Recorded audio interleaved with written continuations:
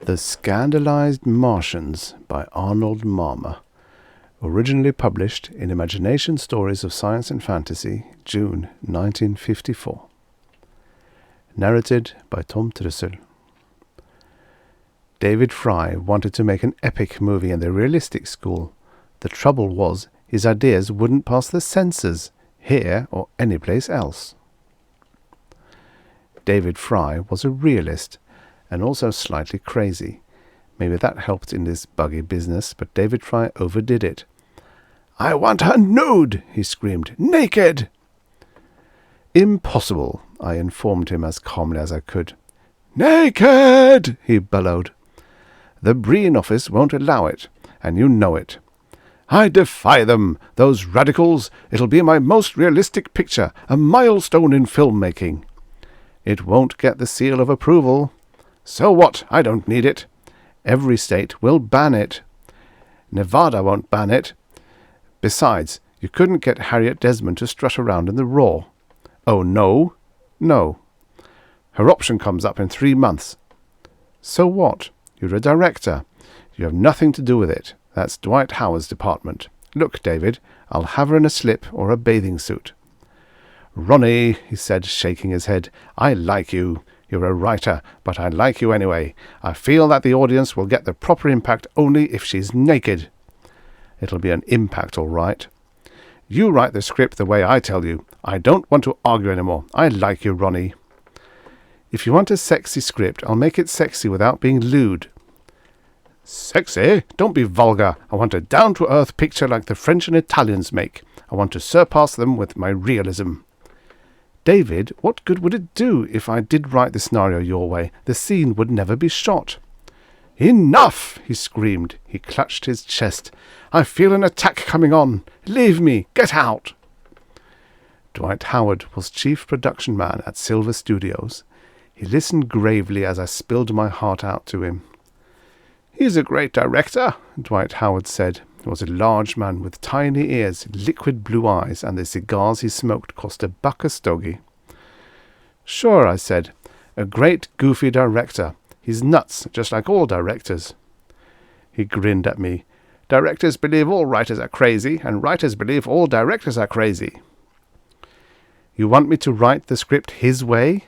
You want that scene shot with Harriet Desmond nude?" No, of course not. The whole idea is too ridiculous for words." He sighed. "I'll have a talk with him." David Fry resigned the following day. Tortured and abused actors and actresses celebrated for 3 days and 3 nights.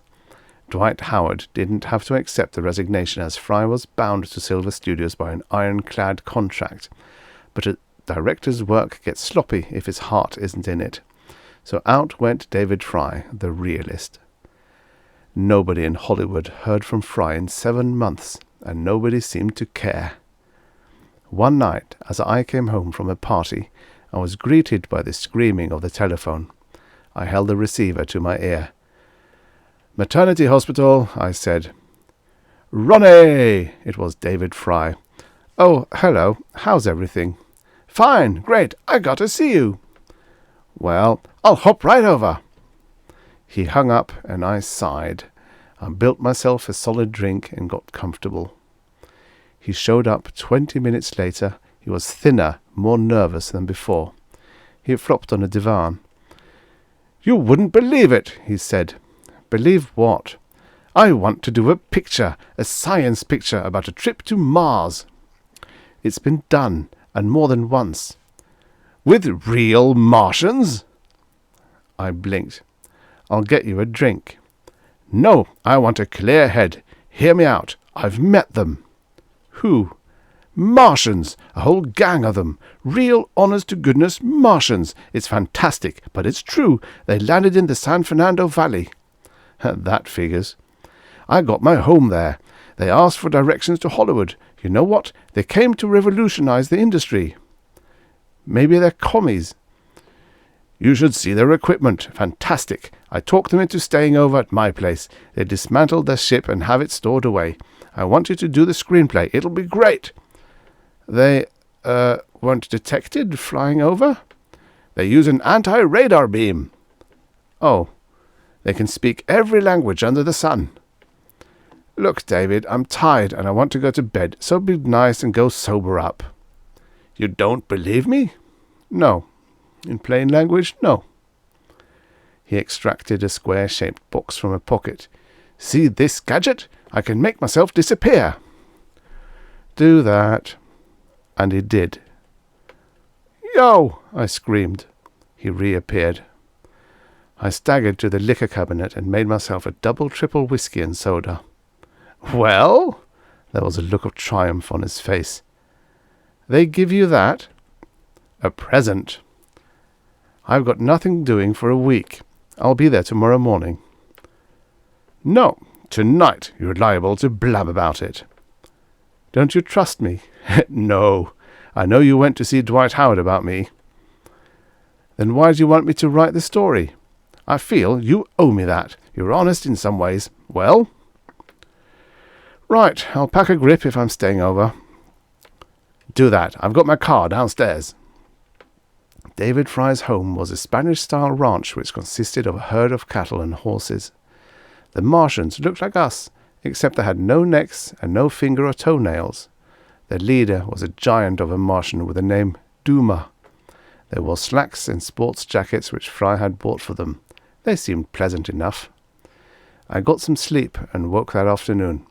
Duma, Fry, and myself sat in the front room and talked over the story we were to do. We can't trust anyone, Fry said, so you and I will play the Earthlings in it. We'll land on Mars and discover life on the planet. Duma and his crew will play the Martians, real typecasting. What about sets? I asked. Plenty of background on Mars, Duma said. What? I exploded. Sure, Fry said. We'll go to Mars and shoot most of the picture there. Has anyone ever done that before? Sure, Duma said. I meant anyone on Earth, Fry said. I don't like it, I said. We'll bring you back, Duma said. I still don't like it. And we'll do that nude scene, Fry said. We'll have a couple of Martian girls taking a bath nude. Oh no, Duma said. That's out. But why? Fry wanted to know. The Martian censors. They won't go for it. I grinned. There too. But I want to film life in the raw, Fry said. Duma shook his head. Out of the question. We'll do it my way, Fry snarled, or we won't do it at all. Duma stood up. Well, if that's the way you feel about. Now wait a minute, I said. Hold on. David, we got a great thing here. Don't mess it up. I'm the director, Fry screamed. Nobody's going to tell me my business.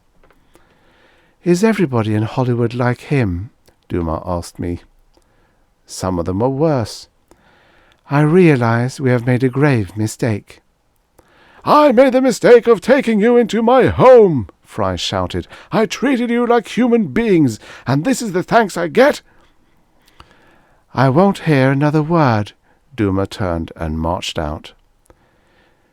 Now see what you've done. I was as mad as a wet hen. What have I done? All I wanted to do was make a great picture. You insulted him. Why, he's liable to go back to Mars and talk them into invading us. That idiot! What does he know about making pictures? Activity brought me to the window. I looked out and saw the Martians putting their ship together. Fry came up behind me. The ship blasted off and the Martians went back home. They were hammy actors anyway, Fry rationalized.